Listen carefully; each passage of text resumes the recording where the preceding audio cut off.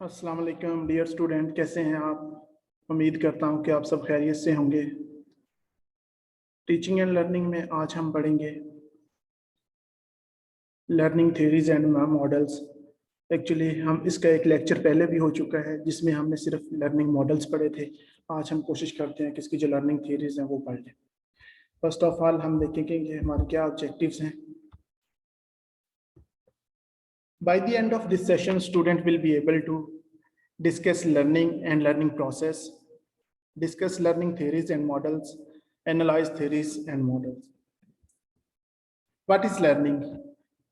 It is a change in behavior or understanding. It is a process. Actually क्या है कि learning एक process भी है, change in behavior और understanding भी है। अब हम देखते हैं कि what is the definitions of learning? A persistent change in human performance or performance potential brought about as a result of learners interaction with environment। Actually learning क्या है, जब किसी भी लर्नर की इंटरेक्शन होती है एनवायरनमेंट के साथ तो उसके जो परफॉर्मेंस में जो परसिस्टेंट चेंज आती है या जो उसका परफॉर्मेंस पोटेंशियल है या जिस काम करने की जो सलाहियत है उसमें जो चेंज आएगी उसको हम क्या कहेंगे, it is learning. The relatively permanent change in a person's knowledge or behavior due to experience।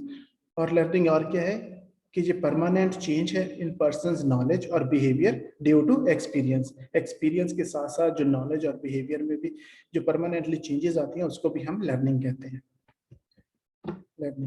Learning is a process that bring together cognitive, emotional and environmental influences and experience of acquiring, enhancing or making changes in one's knowledge, skills, value and worldviews। Basically जो changes होती हैं या enhance हम करते हैं, क्या enhance करते हैं, changing in one's knowledge, skills, value, और वो किसके साथ आती हैं, एक्सपीरियंस फॉर एक्वायरिंग। जो भी हमारे एक्सपीरियंस होते हैं फॉर एक्वायरिंग के साथ होते हैं। और जब हम किसी भी चीज़ को जब हम गेट टुगेदर करते हैं या उनको ब्रिंग टुगेदर करते हैं, उनको इकट्ठा लाते हैं या जोड़ते हैं, कॉग्निटिव, इमोशनल, एनवायरमेंटल इन्फ्लुएंसेस को एक्सपीरियंस के साथ साथ, तो वो क्या किस चीज़ को इन्हेंस कर रही होती है, changes in one's knowledge, skills, value and world's view. और इसको भी हम क्या कहेंगे, लर्निंग है ये। What is learning theories and model? A theory provide a general explanation for observation made over a time। जी किसी भी थ्योरी जो होती है, जी किसी भी चीज की जनरल एक्सप्लेनेशन होती है जो कि टाइम टू टाइम उसको ऑब्जर्व किया जाता है। A theory can never be established beyond all doubt। अगर कोई इससे आगे कोई डाउट वगैरह हो या कोई इस तरह के इश्यूज हो तो थ्योरी क्या है, नेवर बी एस्टेब्लिश, कि आप थ्योरी को एस्टेब्लिश नहीं कर सकते। थ्योरी में भी मॉडिफाइड, थ्योरी का मॉडिफाई कर सकते हो। Theories seldom have to be thrown out completely if thoroughly tested, but sometimes theory may be widely accepted for a long time and later disapproved। Theories जो होती है उसको आप कंप्लीटली थ्रोन आउट भी कर सकते हो। अगर आप इसको थॉरोली टेस्टेड कर लेते हो और वो थ्योरी जो है वाइडली एक्सेप्ट भी हो जाती है फॉर लॉन्ग टाइम के लिए, मगर बाद में वो भी डिसअप्रूव हो सकती है। Learning theories. Learning theory is the attempt to describe how people and animal learn, thereby helping us understand the inherently complex process of learning। Actually क्या है लर्निंग, ये है कि ये एक अटेम्प्ट है या कोशिश है किस चीज को डिस्क्राइब करने के, जो इंसान या एनिमल हैं वो किस तरह लर्न करते हैं या किस तरह अंडरस्टैंड करते हैं, या पैदाइशी तौर पर उनके जो लर्निंग प्रोसेस होता है उसको वो किस तरह लर्न करने की कोशिश करते हैं। थ्योरीज, अब हम देखते हैं कि जो लर्निंग थ्योरीज हैं वो कौन कौन सी हैं। First of all behaviour learning theories, cognitive theories, psychodynamic learning theories and humanistic theory. What is behaviour? Behaviour is an action that is observable. Behaviour वो एक्शन होता है जिसको हम क्या कर सकते हैं, ऑब्जर्व कर सकते हैं। A response of an individual or group to an action, ये किसी भी इंडिविजुअल का या ग्रुप का रिस्पॉन्स होता है किसी भी एक्शन के लिए, एनवायरनमेंट, पर्संस और स्टिमुलस के लिए किसी भी इंडिविजुअल या ग्रुप का एक्शन होता है। बिहेवियरल सब कैटेगरीज अब हम देखते हैं कौन कौन सी हैं। First of all classical conditioning, we make association with stimuli. हम इसमें क्या करते हैं क्लासिकल कंडीशन के कि जो स्टिमुलाई होते हैं उसकी हम एसोसिएशन क्रिएट करते हैं, बनाते हैं। Behaviour become a reflex response to stimulus, ये स्टिमुलस का रिफ्लेक्स रिस्पॉन्स भी बन जाते हैं, जिसकी एग्जांपल है पेवलॉव डॉग में। इवन पेवलॉव ने जो एक्सपीरियंस किया था डॉग और फूड का जो उसने बनाया था, ये वो वाली इसकी एग्जांपल है। ऑपरेंट और इंस्ट्रूमेंटल कंडीशनिंग। ऑपरेंट या इंस्ट्रूमेंटल कंडीशनिंग क्या आती है? Learning is the result of application of consequences, that is learner begin to connect certain responses with certain stimulus. इसमें ये होता है कि जो सर्टेन रिस्पॉन्स होते हैं उनके कनेक्शन हो जाता है सर्टेन स्टिमुलाई के साथ। इसकी क्या एग्जांपल है? पॉजिटिव रीइंफोर्समेंट और नेगेटिव रीइंफोर्समेंट। जो पॉजिटिव और नेगेटिव रीइंफोर्समेंट है वो ऑपरेंट और इंस्ट्रूमेंटल कंडीशनिंग की एग्जांपल है। सोशल लर्निंग थ्योरी है बंदूरा का मतलब ये है कि सोशल लर्निंग थ्योरी जो थी वो एल्बर्ट बंदूरा ने दी थी। People learn from one another, लोग एक दूसरे से सीखते हैं। अब हम देखते हैं classical conditioning. Classical conditioning is a form of learning whereby a conditioned stimulus become associated with an unrelated unconditioned stimulus। इसमें क्या है कि क्लासिकल कंडीशनिंग जो है is a form of learning की एक फॉर्म है जिसमें क्या करते हैं, जो हम कंडीशन स्टिमुलस होते हैं उसको हम एसोसिएट करते हैं अनरिलेटेड या अनकंडीशनड स्टिमुलस के साथ in order to produce a behaviour response. और फिर हम उसमें क्या करते हैं, कोशिश करते हैं कि इसमें बिहेवियर रिस्पॉन्स पैदा हो जाए, नोन एज अ कंडीशन। और जो बिहेवियर रिस्पॉन्स होगा उसको हम क्या करेंगे? कंडीशनड रिस्पॉन्स कहेंगे। The conditional response is learned response to the previously neutral stim. और जो कंडीशनड रिस्पॉन्स होता है ये लर्नड रिस्पॉन्स एक्चुअली होता है, बन जाता है, और वो जो हम प्रीवियसली न्यूट्रल स्टिमुलस से लेते हैं। अब हम देखते हैं ये क्लासिकल कंडीशनिंग मॉडल। इसमें पेवलॉव डॉग्स है, क्लासिकल कंडीशनिंग है बिफोर कंडीशनिंग। इसमें क्या है? अनकंडीशन स्टिमुलस क्या है? फूड है, और अनकंडीशन रिस्पॉन्स क्या है? सेलिवेशन है। और न्यूट्रल स्टिमुलस क्या है? बेल है। और ओरिएंटेशन क्या है? But no salivation. जब बेल बजती है, जब फूड आती है तो क्या आता है? वो अनकंडीशन स्टिमुलस है। और वो अनकंडीशन रिस्पॉन्स में क्या आता है कि वो जो डॉग है उसके मुंह से सेलिवेशन शुरू हो जाती है। न्यूट्रल स्टिमुलस में क्या है? जब बेल बजती है तो ओरिएंटेशन होता है बस ये, बट नो सेलिवेशन। मगर उसमें ये होता है कि कोई सेलिवेशन वगैरह पैदा नहीं होती। अनकंडीशन stimulus automatically produce unconditioned response. जो कि अनकंडीशन स्टिमुलस होता है वो अनकंडीशन रिस्पॉन्स पैदा करता है। Neutral stimulus does not produce salivation. जो कि न्यूट्रल स्टिमुलस है वो सेलिवेशन पैदा नहीं करता। ठीक है, फिर हम देखते हैं सेकंड क्लासिकल कंडीशन में, वो बिफोर था, ये अब ड्यूरिंग कंडीशनिंग है। ड्यूरिंग कंडीशनिंग में क्या है? जब हम unconditioned stimulus paired with neutral stimulus. Neutral stimulus क्या था? बेल थी। और अनकंडीशन स्टिमुलस क्या था? फूड थी। जब हम इन दोनों को पेयर्ड करते हैं तो वो क्या? अनकंडीशन रिस्पॉन्स पैदा होता है, तो जिससे वो क्या है? डॉग के मुंह से सेलिवेशन शुरू हो जाती है। इसमें ड्यूरिंग क्या था? Unconditioned stimulus is paired with neutral stimulus, unconditioned produce unconditioned response. Third one है क्लासिकल कंडीशनिंग आफ्टर कंडीशनिंग। उसमें फिर क्या होता है कि क्लासिकल कंडीशनिंग में जो कंडीशन स्टिमुलस में क्या होता है? बेल बजती है और क्या कंडीशन रिस्पॉन्स शुरू हो जाता है कि उसमें मुंह से सेलिब्रेशन शुरू हो जाता है। इसका मतलब ये कि उसको पता है कि जब हमने उसको पेयर्ड कर दिया अनकंडीशन स्टिमुलस के साथ न्यूट्रल स्टिमुलस के, बेल बजेगी, खाना आएगा, तो डेफिनेटली जो उसका अनकंडीशन रिस्पॉन्स था वो कंडीशन रिस्पॉन्स बन गया, तो उसमें वो सेलिब्रेशन पैदा होना शुरू हो जाएगी। Neutral stimulus is know the condition stimulus. जो न्यूट्रल स्टिमुलस था वो क्या हो गया? अब वो कंडीशन स्टिमुलस बन गया है। If produce condition response celebration, तो कंडीशन रिस्पॉन्स जो उसमें आना शुरू हो गया वो सेलिब्रेशन बेल के बजने से शुरू हो जाती है, which is similar to the unconditioned response produced by a hot dog। अब हम देखते हैं operant condition. Operant condition Skinner का क्या मतलब? जो ऑपरेंट कंडीशन जो थी, जो बीएफ स्किनर जो था उसने दी थी। Reinforcement of behaviour by reward और पनिशमेंट। इसमें जो था कि जो बिहेवियर की रीइंफोर्समेंट की गई थी, या तो उसको रिवार्ड दिया गया था या फिर उसकी पनिशमेंट थी। Skinner work different from that of his predecessor classical conditioning in that he study operant behavior the response is made first then reinforcement follow. इसमें यह था कि उसने क्लासिकल कंडीशनिंग पे काम किया था, उसमें उसने ये कहा था कि जो रिस्पॉन्स से पहले पैदा होगा उसके बाद जो है वो रीइंफोर्समेंट होगी। B.F. Skinner 1938 coined the term operant conditioning. It means roughly changing of behavior by the use of reinforcement. जो reinforcement के थ्रू उसने क्या कहता है कि जो roughly changing of behavior है वो हो सकता है which is given after the desired response. अगर desired response मिले तो Skinner identified 4 type of response for operant that can follow behavior. और उसने क्या किया है, जो Skinner 4 types of response, responses की कितनी types है, 4 types उसने बताई हैं, या operant condition की कितनी type है, 4 that can follow behavior, जो कि behavior को follow करती है, जिसमें कौन का positive reinforcement. पॉजिटिव reinforcement क्या होता है, responses that reward are likely to be repeated. इसमें या तो इसमें रिवार्ड दिया जाता है और लाइक किया जाता है कि इसको रिपीट होना चाहिए. नेगेटिव reinforcement में क्या है, responses that allow escape from painful और undesirable situation. और इसमें क्या है कि जो responses होते हैं वो allow करते हैं कि escape from, कि जो painful और undesirable situation है उनसे गायब हो जाना, निकल जाना, are likely to be repeated. For example, being excused from writing assignment because of a good term work. इसकी ये example है. Extinction non-reinforcement. इसमें हम क्या देते हैं कि reinforcements that are not reinforced are not likely to.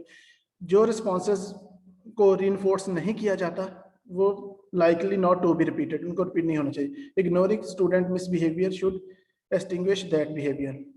आगे punishment है, responses that bring painful or undesirable consequences will suppressed.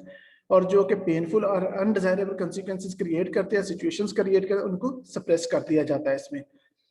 पेनलाइजिंग late student by withdrawing privilege should stop their लेटनेस.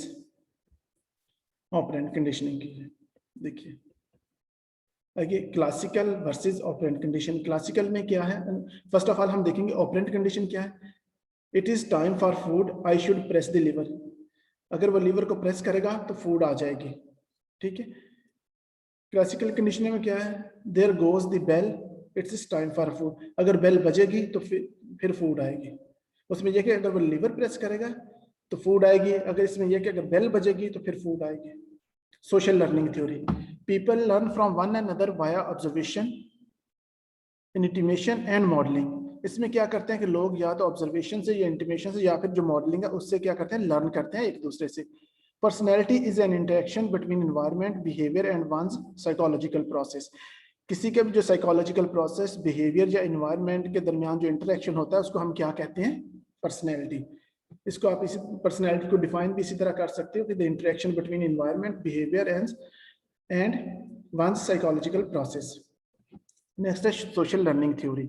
Social learning is the learning through observation, imitation, and modeling और another person's और role model. इसमें ये होता है कि हम क्या करते हैं कि जो रोल मॉडल होते हैं, जो दूसरे पर्सन होते हैं, उसको हम ऑब्जर्व करते हैं, उसकी कॉपी करते हैं या और मॉडलिंग करते हैं ताकि हम उससे लर्न कर सकें. Created by Albert Bandura. इसको एल्बर्ट बंदूरा ने क्रिएट किया था. It is behaviorist but does not take into account thought process. और इसको thought process में नहीं लिया गया था, मगर एल्बर्ट बंदूरा ने जो सोशल लर्निंग थ्योरी दी थी एक्चुअली ये एक बिहेवियरिस्ट था. Social learning according to the Bandura there are 4 processes involve in the social learning. जो सोशल लर्निंग में बेसिकली जो उसने 4 प्रोसेसेस बताए जो सोशल लर्निंग में इन्वॉल्व होते हैं. कौन कौन से हैं, attention, retention, reproduction and motivation. कौन कौन से प्रोसेस हैं सोशल लर्निंग थ्योरी में. सोशल लर्निंग में या सोशल लर्निंग थ्योरी में जो 4 प्रोसेस वो है attention, retention, reproduction and motivation. अभी हम इनको देख लेते हैं कि एग्जांपल से. Jane dyes her hair pink because her celebrity has done so. Jane dyes, जो जेन है वो अपने बालों को पिंक कलर करती है क्योंकि जो उसकी सेलिब्रिटी है वो ऐसा करती है. First then paid attention to what the celebrity had done. पहले जेन ने अटेंशन ली कि जो उसकी सेलिब्रिटी है वो क्या करती है. Jane then retained this information. फिर उसने इस इंफॉर्मेशन को क्या किया, रिटेन किया. Jane was capable of reproducing the behaviour of dyeing her. फिर उसने रिप्रोड्यूस किया अपने बिहेवियर में कि वो अपने भी बालों को डाई कर सकती है। Jane was motivated to dye her hair pink and did so. फिर जेन वो इस चीज से मोटिवेट हुई कि वो अपने बालों को पिंक डाई कर सकती है और उसने किया। Social learning theory 4 interrelated processes establish and strengthen identification with the model. वो कौन कौन से हैं इंटर रिलेटेड प्रोसेस में? क्या है, children want to be like the model. जो चिल्ड्रन बच्चे होते हैं वो अपने मॉडल को लाइक करते हैं। Children believe they are like the model, और बच्चों का ये यकीन करते हैं होता है कि वो अपने मॉडल को लाइक कर रहे हैं। Children experience emotions like those the model is feeling. और बच्चे जो होते हैं वो उन इमोशंस को एक्सपीरियंस करते हैं like those the model is feeling, जो कि मॉडल की फीलिंग होती है। Children act like the model, फिर चिल्ड्रन जो होते हैं वो उसी तरह मॉडल की तरह एक्ट करना शुरू करते हैं।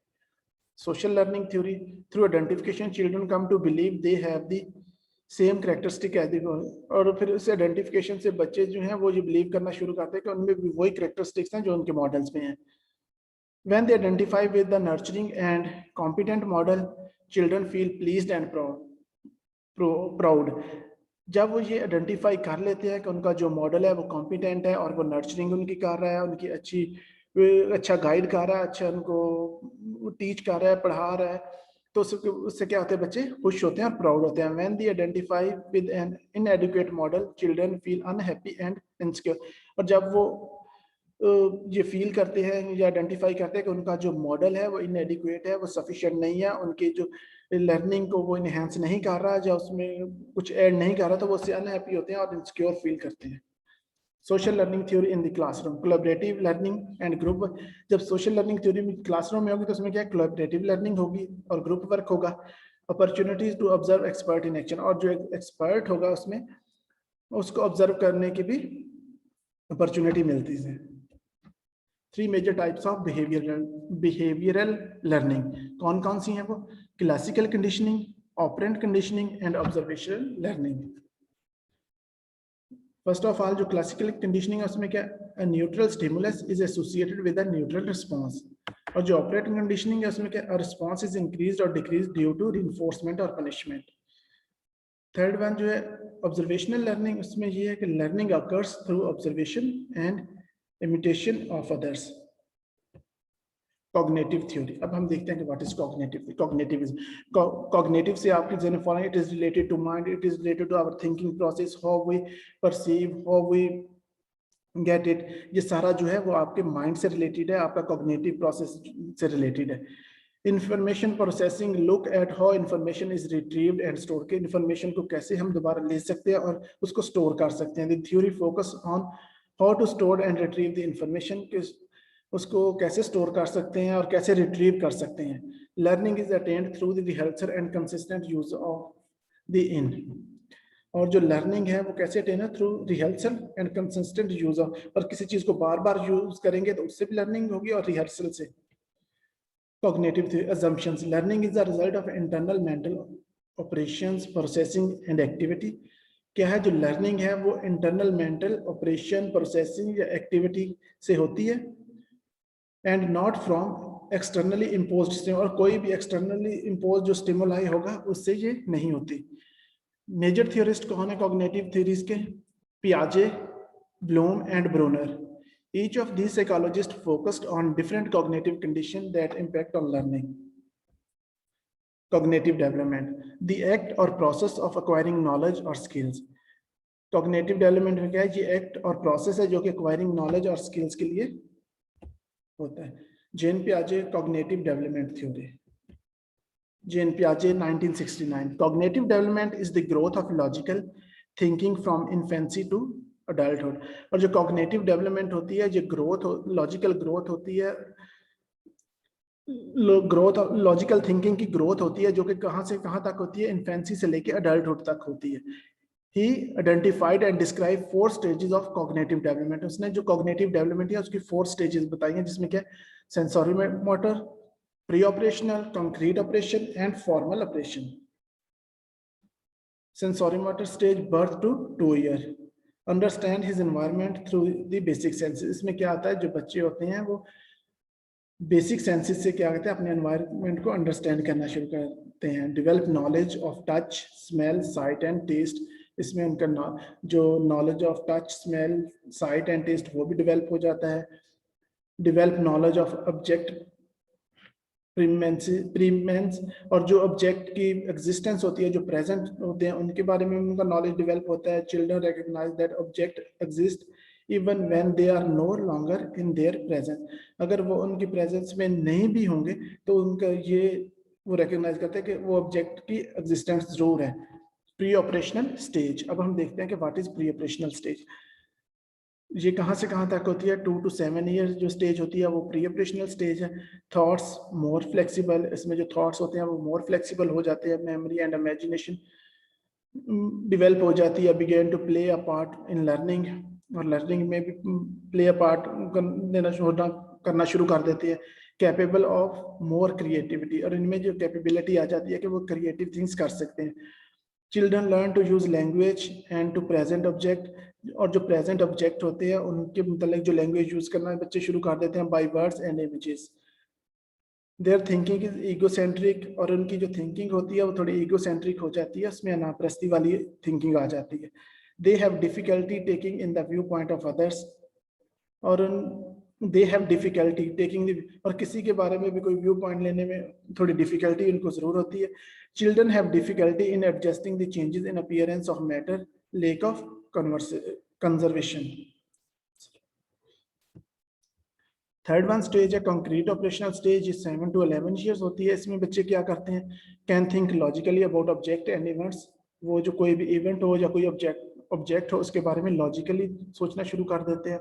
Can use logical rules to solve problem, इसमें वो लॉजिकल रूल्स होते हैं किसी भी प्रॉब्लम को सॉल्व करने के लिए यूज करते हैं। Object can be ordered to features such as height, weight और speed. Concept of conservation is develop and grab, और जो कंजर्वेशन का जो कंसेप्ट होता है उसको वो डेवलप हो जाता है, उसको ग्रेस्प करते हैं, होल्ड करते हैं। जिन पियाजे development stage, formal operational stage 11 to 15 year, thinking become more flexible, इसमें जो फॉर्मल ऑपरेशनल स्टेज में जो थिंकिंग क्या होती है वो मोर फ्लेक्सिबल हो जाती है। चिल्ड्रन, टीनेजर, क्योंकि इसमें जो बच्चे होते हैं वो टीनेजर हो जाते हैं ना, can think logically about abstract concept, जो एब्स्ट्रैक्ट कंसेप्ट होते हैं उनके बारे में वो लॉजिकली सोचते हैं।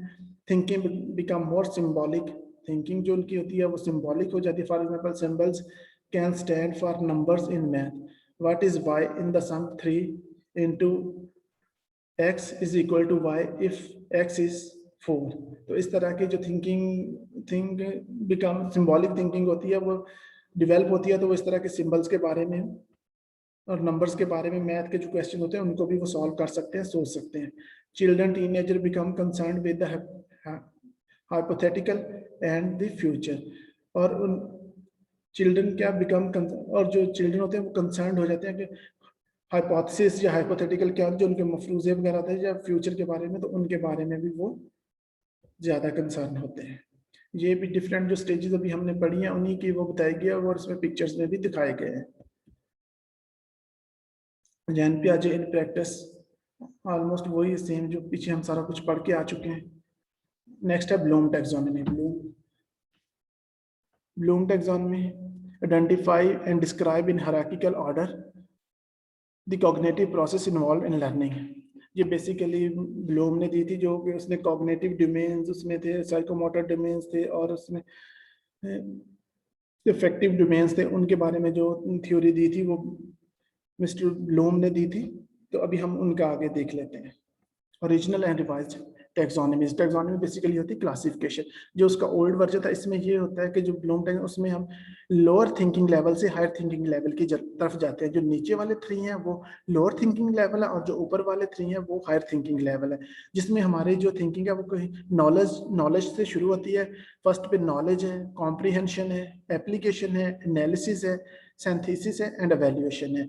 और जो न्यू वर्जन है उसमें उन्होंने नॉलेज को जो है रिमेम्बरिंग के कन्वर्ट कर दिया है और जो कॉम्प्रीहेंशन है उसको अंडरस्टैंडिंग के साथ कन्वर्ट कर दिया है। जो अप्लाइंग और एनालिसिस है वो सेम अपने वही लेवल पे खड़े हैं, और जो सिंथेसिस था उसको जगह एवेल्युएटिंग आ गया है और जो एवेल्युएशन थी उसकी जगह क्रिएटिंग चला गया। इस तरह इसमें थोड़ी सी तब्दीली की गई है।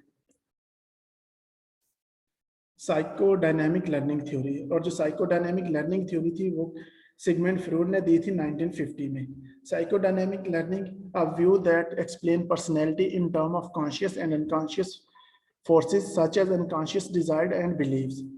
ये कि जो पर्सनैलिटी के बारे में बताया गया है कि ये कॉन्शियस और अनकॉन्शियस फोर्सेस जो होती हैं वो and unconscious forces such as unconscious desire and belief, और unconscious forces और unconscious beliefs जो होते हैं इस पे इफेक्ट कर रहे हैं। Central principle of the theory is the behaviour may be conscious और अनकॉन्शियस। इसमें का जो सेंट्रल प्रिंसिपल है इस थ्योरी का वो यही है कि बिहेवियर जो है हमारा या तो वो कॉन्शियस हो सकता है या फिर वो अनकॉन्शियस हो सकता है।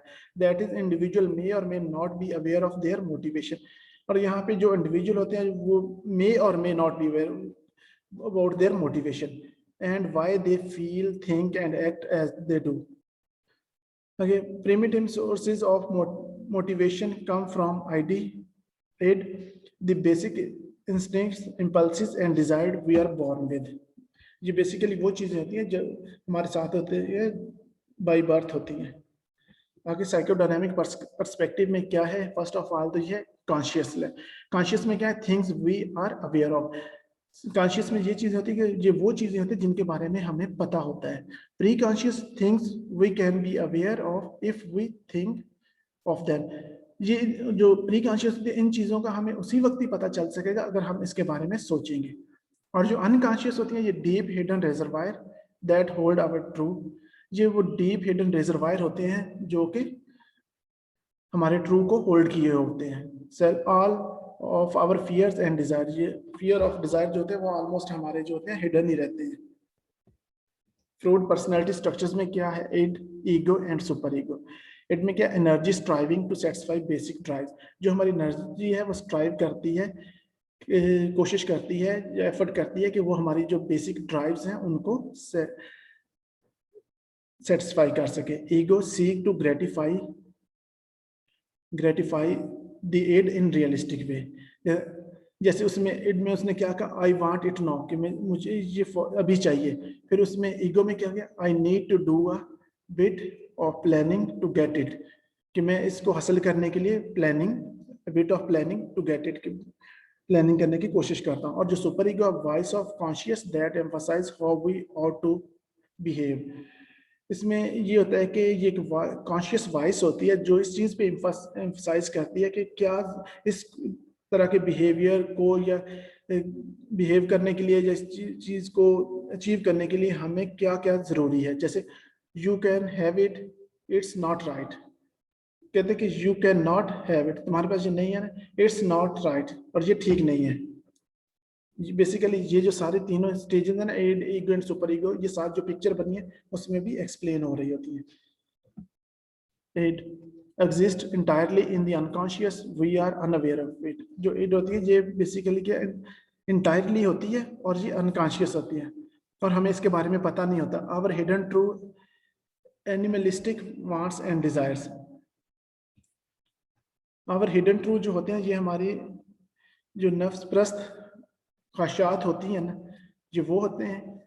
Work on the pleasure principle, जो प्लेयर प्रिंसिपल्स होते हैं, खुशी के जो प्रिंसिपल्स होते हैं या खुशी के जो उन पे वर्क करते हैं। Avoid pen and obtain player, ये मुश्किल टाइम से या मुश्किल चीज से अवॉइड करते हैं, पेन से अवॉइड करते हैं और प्लेयर ऑब्टेन करने की कोशिश करते हैं। Ego, the ego is the part of the id which has been modified by the direct influence of the external world।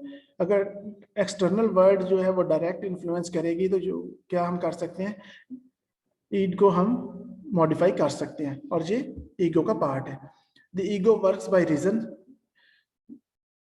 whereas the id is the chaotic and unreasonable। जो ego reason पे work करती है और जो id है ये कोएटिक और unreasonable होती है। The ego operates according to the reality principle, और जो ईगो होती है वो रियलिटी प्रिंसिपल के अकॉर्डिंगली चलती है और working out realistic way of satisfying the id, और जो रियलिस्टिक वे होते हैं उनके मुताबिक चलते हुए एड को सेटिस्फाई करते हैं। एड्स डिमांड, जो एड्स की डिमांड होती हैं, ऑफन कॉम्प्रोमाइजिंग और postponing satisfaction to avoid negative consequences of the source. और जो सोसाइटी के नेगेटिव कॉन्सिक्वेंसेज होते हैं वो कॉम्प्रोमाइजिंग या पोस्टपोन कर देते हैं और सेटिस्फेक्शन टू अवॉइड मगर नेगेटिव कॉन्सिक्वेंसेस की वजह से। The ego consider social realities and norm. जो ईगो होती है वो कंसीडर क्या करती हैं, सोशल रियलिटीज को कंसीडर करती है, नॉर्म्स को, etiquette and rules in deciding how to behave, और कि हमें किस तरह बिहेव करना चाहिए, इन सारी चीज़ों को, रूल, रियलिटीज, नॉर्म्स, एटिक्वेट, इन सब चीज़ों को जो ईगो है वो कंसीडर करती है। सुपर ईगो क्या है, develops last at about age of 5। जो सुपर ईगो होती है ये 5 ईयर तक डिवेलप होती है। This is our conscience how we differentiate between right and wrong. और इस स्टेज पे हम क्या करते हैं कि हम डिफरेंशिएट कर सकते हैं कि राइट या रॉन्ग क्या है। यूर इनर वॉइस, बेसिकली जो एक आपकी इनर वॉइस होती है। Pride and satisfaction when you do good. जब आप कोई अच्छा करोगे तो आपकी प्राइड भी होगी और सेटिस्फेक्शन भी मिलेगी। Guilt and shame when you break the rule. अगर आप रूल को तोड़ेंगे तो वो आपकी शर्मिंदगी का बायस बनेंगे। ये देखिए ह्यूमनिस्टिक लर्निंग थ्योरी। बेसिकली जो ह्यूमनिस्टिक लर्निंग थ्योरी थी वो मैस्लो और कार्ल रॉजर ने दी थी। ह्यूमनिस्टिक लर्निंग थ्योरी या humanistic perspective in learning is the assumption that each individual is unique and that all individual have a desire to grow in a positive way। इसमें basically यही बताया गया या इसका यही assumption है कि हर जो इंडिविजुअल है वो यूनिक है, और जो सारे इंडिविजुअल हैं उनकी ये डिजायर होती है कि वो एक पॉजिटिव वे में ग्रो करें। अब्राहम मैस्लो, ह्यूमनिस्टिक जो थ्योरी थी वो इब्राहिम मैस्लो ने दी थी। A major contributor to the humanistic theory is best known for identifying the hierarchy of need. Basically Abraham Maslow जो था उसने हायरार्की ऑफ नीड पेश की थी, which play an important role in the human, जो कि ह्यूमन मोटिवेशन के लिए एक इंपॉर्टेंट रोल अदा करती है। Human beings are motivated by hierarchy of needs. जो ह्यूमंस हैं वो मोटिवेट कैसे हैं, हायरार्की ऑफ नीड है जो हम अभी आगे देखते हैं उनसे ज्यादा मोटिवेशन हो जाती है। Needs are organized in hierarchy of prepotency in which more basic needs must be more और less met rather than all or one prior to higher needs। Basically यही है कि जो हमारी बेसिक नीड्स होती हैं ना वो हमें मिलनी चाहिए। जैसे ये है कि ये भी जो हायरार्की है ये लोअर से अपर की तरफ हम मूव करते हैं। इसमें फर्स्ट ऑफ ऑल इसमें क्या है, फिजियोलॉजिकल नीड्स है हमारी, सेफ्टी नीड है, लव एंड बिलोंगिंग नीड है, एस्टीम नीड है एंड सेल्फ एक्चुअलाइजेशन नीड है। जो हमारा हाईएस्ट लेवल है वो सेल्फ एक्चुअलाइजेशन है। फिजियोलॉजिकल नीड्स में क्या है, जो हमारी बेसिक जरूरियात जिसमें हमें फूड, वाटर और रेस्ट मिलनी चाहिए। सेफ्टी में ये कि हमें सिक्योरिटी मिलनी चाहिए। लव एंड बिलोंगिंग ये है कि इंटीमेट रिलेशनशिप और friendship, esteem, feeling of accomplishment and self actualization, achieving one's full potential, कि इसमें आपने हाईएस्ट जो लेवल होता है वो अचीव कर लिया होता है। मैस्लो हायरार्की ऑफ नीड, ये देखिए जो फिजियोलॉजिकल नीड है उस में ये सारी चीजें उन्होंने बताई हैं क्या क्या होता है। सेफ्टी नीड्स हैं, फिर लव एंड बिलोंगिंग नीड है, एस्टीम नीड है और सेल्फ एक्चुअलाइजेशन नीड्स हैं। और जो इब्राहिम मैस्लो की हायरार्की है उसमें जो लोएस्ट लेवल है वो उसमें फिजियोलॉजिकल नीड है और जो हाईएस्ट लेवल है वो सेल्फ एक्चुअलाइजेशन नीड्स है। Physiological need, these are biological requirement of human survival such as air, food, drink, shelter, clothing, warmth, sex, sleep. If these needs are not satisfied, the human body cannot function optimally। Basically ये जो सारी एक list बताई गई है ये physiologically needs हैं। अगर ये नीड्स उसकी पूरी नहीं होंगी तो जो इंसान है वो मैक्सिमम तौर पे काम नहीं कर सकता, ऑप्टिमली काम नहीं कर सकेगा। Safety need, protection from elements, security, order, law, stability, freedom from fear. Basically जो सेफ्टी नीड्स है उसमें सिक्योरिटी वगैरह ये सारी चीजें आ जाती हैं जो कि हर बंदे का राइट है उसको मिलनी चाहिए। लव एंड बिलोंगिंग नीड्स में क्या आ जाता है, after physiologically and safety needs have been fulfilled, the third level of human needs is social and involves feeling of belongings। the need of interpersonal relationship motivates behavior। Basically इसमें यह है कि जब हमारी फिजियोलॉजिकली और सेफ्टी नीड्स हमारी पूरी होंगी तो हम थर्ड लेवल की तरफ मूव करेंगे। थर्ड लेवल में हमारा क्या आ जाता है कि थर्ड लेवल इन्वॉल्व करता है फीलिंग ऑफ बिलोंगिंगनेस, कि उसमें हमारे लोगों के साथ जो इंटरपर्सनल रिलेशनशिप कैसे हैं ये सारी चीजें और हमारे जो बिहेवियर है इसमें वो ज्यादा इस लेवल पे आके मोटिवेशन होती है। Esteem needs, which Maslow classified into 2 categories। जो esteem needs थी उसको मैस्लो ने 2 कैटेगरी में डिवाइड कर दिया था। esteem for oneself dignity, achievement, mastery and independence, और सेकंड वन की डिजायर फॉर रेपुटेशन और रिस्पेक्ट फ्रॉम अदर्स, स्टेटस और प्रेस्टीज। इन जो स्टीम नीड्स है उसको अब्राहम मैस्लो ने 2 में डिवाइड कर दिया था, जो कि इसमें अभी बता दिया। सेल्फ एक्चुअलाइजेशन नीड्स कौन सी है? Realizing personal potential, self fulfillment, seeking personal growth and seek experience, a desire to become everything one is capable of becoming। इसमें ये है कि इसमें आप हाईएस्ट लेवल ऑफ नीड जो होता है वो अचीव कर लेते हो, और आपका जो इनर होता है वो सेटिस्फाई हो जाता है इस लेवल पे जाके। Your positive action combined with positive thinking result in success, Shiv Khera. ये रेफरेंसेस है। Thank you so much. ये आज का आपका चैप्टर खत्म हो गया, क्योंकि इस चैप्टर को हमने 2 हिस्सों में डिवाइड किया था, क्योंकि इसमें लर्निंग थियरीज एंड मॉडल्स थे। मॉडल्स जो थे मैंने आपको कॉब्स एंड टेलर का जो मॉडल था उसका लेक्चर पहले डिलीवर कर दिया था, और आज जो थियरीज थी 4 वो मैंने आपको पढ़ा दी हैं। तो ये भी आपका जो चैप्टर है ये वाइंड अप हो गया। मैं उम्मीद करता हूँ कि इससे आपने अच्छा सीखा होगा, अच्छा लर्न करेंगे। Thank you so much. Allah Hafiz.